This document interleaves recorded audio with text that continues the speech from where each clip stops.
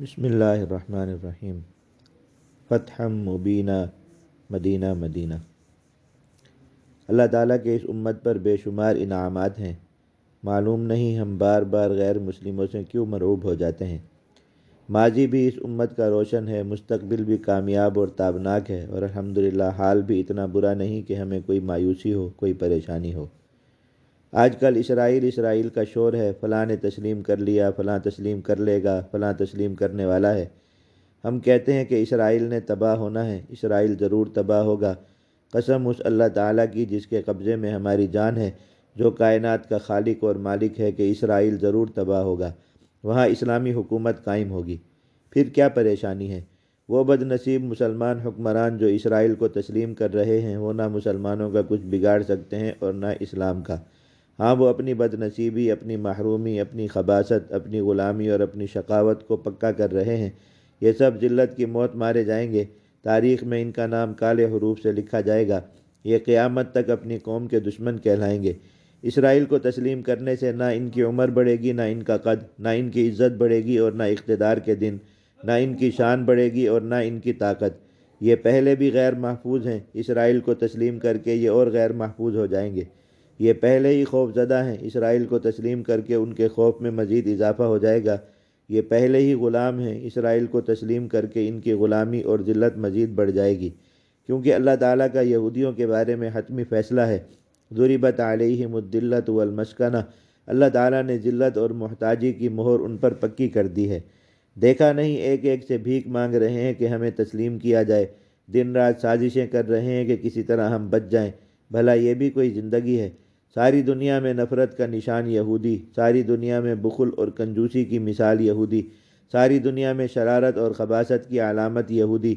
دن رات کماتے ہیں، پیسہ بناتے ہیں، اور پھر وہ تمام پیسہ کسی فضول لابنگ یا ناکام سازش پر برباد کر دیتے ہیں۔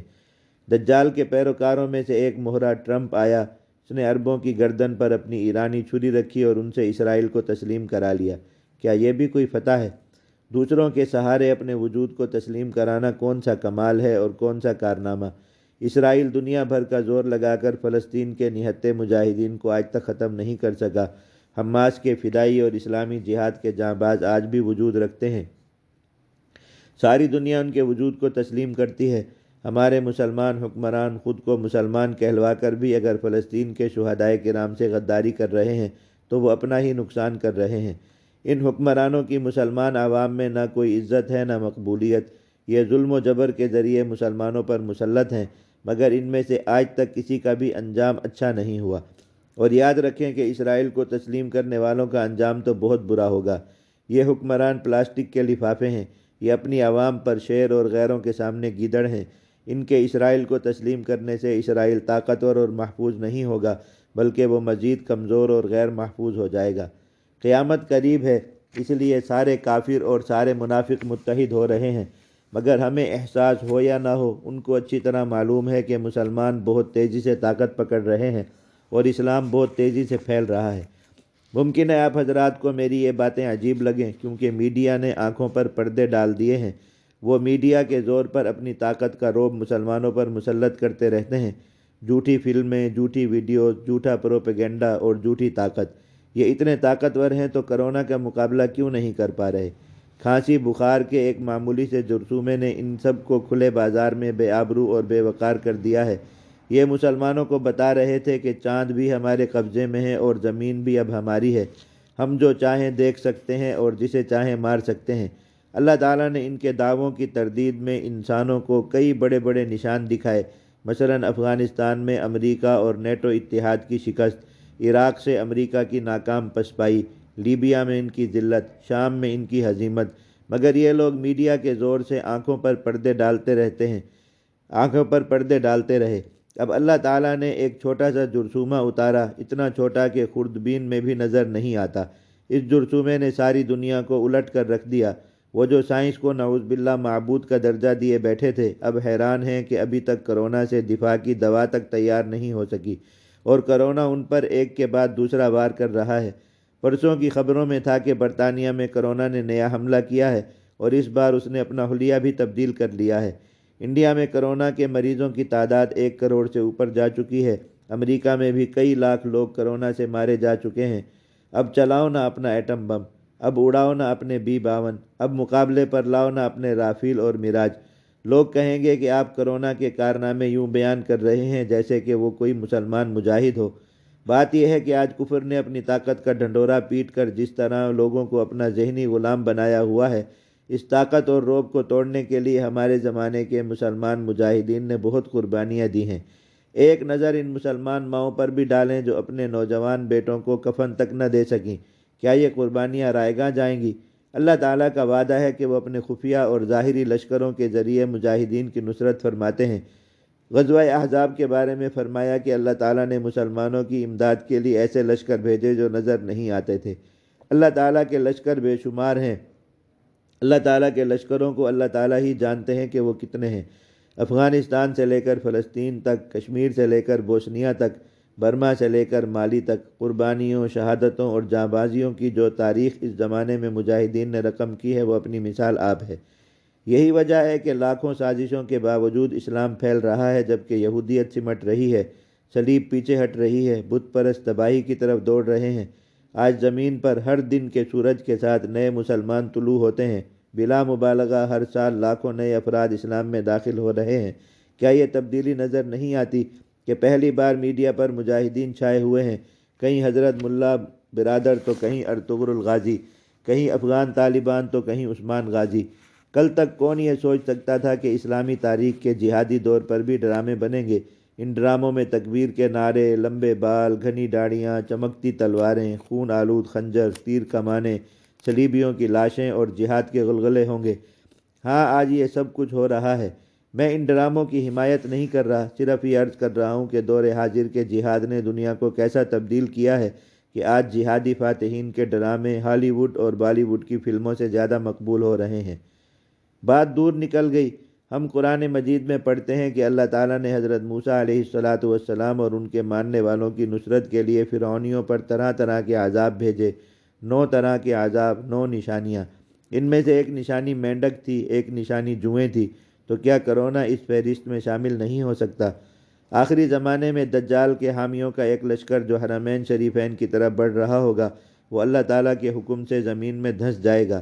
زمین جب پھٹے گی تو اس کافر لشکر کے ساتھ ساتھ کئی مسلمانوں کو بھی نگل لے گی، مگر فرمایا گیا کہ وہ مسلمان کامیاب ہوں گے، وہ اہل جنت میں سے ہوں گے۔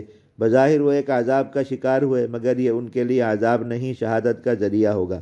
دنیا میں بھی ہم دیکھتے ہیں کہ ایک ہی ریل گاڑی میں سوار کچھ افراد قید اور مصیبت کی طرف جا رہے ہوتے ہیں اور کچھ راحت اور عزت کی طرف۔ بالکل اسی طرح کرونا سے جو مسلمان متاثر ہو رہے ہیں ان کے لیے یہ عذاب نہیں ہے، وہ اگر کرونا سے وفات پاتے ہیں تو شہید ہیں۔ یہ فرق اس لیے ہے کہ مسلمانوں کے پاس کلمہ طیبہ ہے، اور کلمہ طیبہ 7 زمینوں اور 7 آسمانوں سے بڑی طاقت اور بڑی نعمت ہے۔ مسلمانوں کو چاہیے کہ وہ اہل کفر کے رعب سے باہر آئیں، وہ اپنی قدر و قیمت کو پہچانیں۔ ماضی بھی الحمدللہ ان کا تھا اور مستقبل بھی انشاءاللہ ان کا ہوگا۔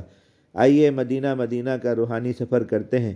دیکھیں حضرت آقا محمد مدنی صلی اللہ علیہ وسلم کا فرمان ہے، اللہ تعالیٰ نے میرے لیے زمین سمیٹ دی تو میں نے زمین کے مشرق و مغرب کو دیکھا، بے شک میری امت کی حکمرانی وہاں تک پہنچ کر رہے گی جہاں تک میرے لیے زمین سمیٹی گئی، اور مجھے سرخ و سفید 2 خزانے دیے گئے۔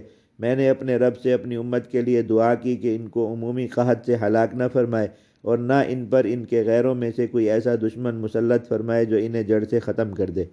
میرے رب نے فرمایا، اے محمد، جب میں کوئی فیصلہ فرما لیتا ہوں تو اسے بدلتا نہیں۔ آپ کی امت کے حق میں آپ کی یہ دعا میں نے قبول کی کہ میں اسے عمومی قحط سے ہلاک نہیں کروں گا، اور نہ ہی ان پر ان کے غیروں میں سے ایسا دشمن مسلط کروں گا جو انہیں جڑ سے ختم کر دے، اگرچہ تمام روئے زمین کے لوگ ان مسلمانوں کے خلاف جمع ہو جائیں۔ البتہ ان مسلمانوں میں سے بعض لوگ دوسرے بعض کو ہلاک کریں گے اور بعض کو قیدی بنائیں گے۔ حدیث مبارکہ کے بعض مضامین تشریح طلب ہیں۔ اللہ تعالیٰ نے توفیق عطا فرمائی تو انشاءاللہ کسی مجلس میں اس کی تفصیل آ جائے گی۔ فی الحال جو ہمارا موضوع ہے وہ اس میں بالکل واضح ہے۔ ساری دنیا کے غیر مسلم روئے زمین کے سارے دشمن اکٹھے ہو کر بھی مسلمانوں کا خاتمہ نہیں کر سکتے۔ ظاہر بات ہے وعدہ کرنے والے رب عالم الغیب ہیں، ان کے علم میں تھا کہ ایٹم بم بھی بن جائیں گے، ہائیڈروجن بم بھی وجود پائیں گے، کیمیاوی ہتھیار بھی تیار ہوں گے، ساری دنیا کو تباہ کرنے اور مٹانے کے دعوے دار بھی سامنے آئیں گے، اپنی ٹیکنالوجی کے ذریعے زمین کے ایک ایک چپے کی مخلوق کو تابع بنانے کے اعلانات بھی ہوں گے، مگر پھر بھی وعدہ فرمایا کہ کوئی بھی غیر مسلم قوت اور طاقت مسلمانوں کا خاتمہ نہیں کر سکے گی۔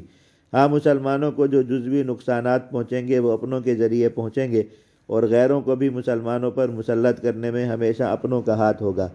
آج یہی اپنے بعض مسلمان ہمارے دشمن اسرائیل کو مسلمانوں پر مسلط کرنے کی کوشش کر رہے ہیں، مگر ان کے لیے افسوس کی بات ہے کہ اسرائیل بیچارہ اتنا ہے ہی نہیں کہ وہ اتنی عظیم امت پر مسلط ہو سکے۔ وہ خود تو ڈوب رہا ہے، اس کی کشتی کو سہارا دینے والے بھی ڈوب مریں گے۔ وہ مسلمان جو اہل اقتدار ہیں وہ اللہ تعالیٰ سے ڈریں اور اپنی مختصر سی زندگی کفر کی خدمت میں برباد نہ کریں۔ زمین کا رنگ تیزی سے بدل رہا ہے، سورۃ الفتح آج بھی قرآن مجید میں چمک رہی ہے، اور مدینہ مدینہ سے فتح مبینہ کی صدا سنائی دے رہی ہے۔ لا الہ الا اللہ، لا الہ الا اللہ، لا الہ الا اللہ محمد الرسول اللہ۔ اللہم صلی علی سیدنا محمد وعلی آلہ وصحبہ وبارک وسلم تسلیما کثیرا کثیرا، لا الہ الا اللہ محمد الرسول اللہ۔